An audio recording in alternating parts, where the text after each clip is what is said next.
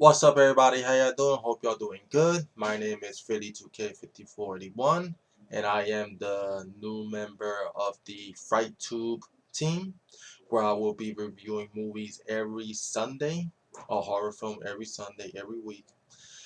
And so, yeah, proud to be part of this team.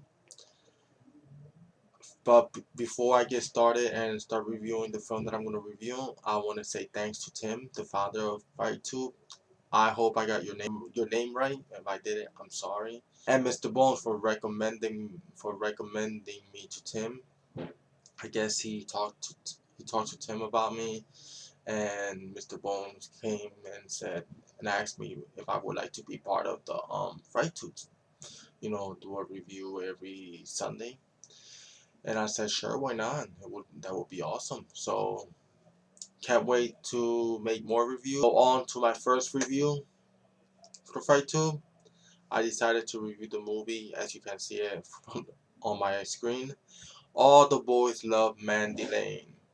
This movie came out back in 2006, but it wasn't released on home video or DVD, Blu-ray in the United States. It's been released, overseas. Never got a wide release. It was put on the shelf, I guess. And they finally released it last year. They released it on DVD, Blu-ray. And I heard people talking about it, mixed feelings about it, mixed things about the film. And I gotta say, it was a pretty good movie. Predictable, but until the end, when that twist came out of nowhere. But then right after the twist, I just feel that the movie just went downhill in a way. Basically, the movie stars Amber Heard. She's Mandy Lane. Every high school guy in her high school wants her. They want to get with her. She plays hard to get.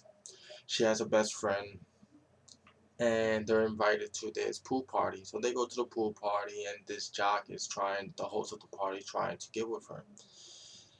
And her best friend, he's on the roof, just sitting down, drinking beer, and the jock that was trying to get with her goes onto the roof and talk to her best friend. And her best friend is telling him, encouraging him, if you want to get with her, you gotta do something that will get her attention. So he tells him, why don't you just jump off from the roof to the pool? So the dude is drunk and he jumps off, but he ends up killing himself. He's just. So 9 months later, it seems like Mandy Lane is not talking to her best friend anymore. They're not best friends or anything. They're blaming him, for what happened at the party. So basically, nobody wants to talk to him. And she gets invited to this weekend getaway at a farm, at a ranch. So they go, a couple guys and girls. And of course, the guys that are going to the ranch for that weekend are trying to get with her. They want to get with her. But then something starts happening. Everybody starts getting killed one by one. You know, the first girl, she gets killed by, the killer puts a shotgun in her mouth and basically fractures her mouth and busts her mouth open, and she eventually dies. This other guy, he gets shot.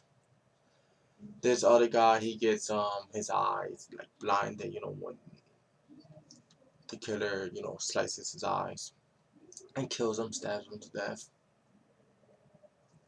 And one other guy, he gets killed by a shotgun. Then there's this maintenance guy. He's the one that takes care of everything around the ranch and everything, and he gets shot at. So basically, who's left is Mandy Lane and this other girl. And this other girl, she's running, and the killer is chasing her in a jeep. And she's coming towards Mandy Lane, but you see Mandy Lane with a knife. You're like, oh my gosh, she's gonna go confront the killer. But she stabs the girl, so that's when you know that the killer was her best friend all along. And I found that to be too predictable already. I knew it was him. And another thing, I kept saying to myself, but why do they reveal them right away? But then when you see the twist, you know why they revealed him. So yeah. So it was all planned. Mandy Lane and her best friend hatched a plan to kill all these people, and then they did a pact that they will kill themselves, by taking these pills. She takes the pill, and then she shoots them and kills them. But then she changed her mind. She doesn't want to, and they start going at it. And last time you see him, she pushes him in the ditch. She knocks him out in the ditch. So yeah, that's where I feel like it went down. I think they could have done it differently, maybe. You know, instead of doing it a plan all along. It would have been better if she didn't know who was the killer until she found out to her that that was her friend, and they go at it.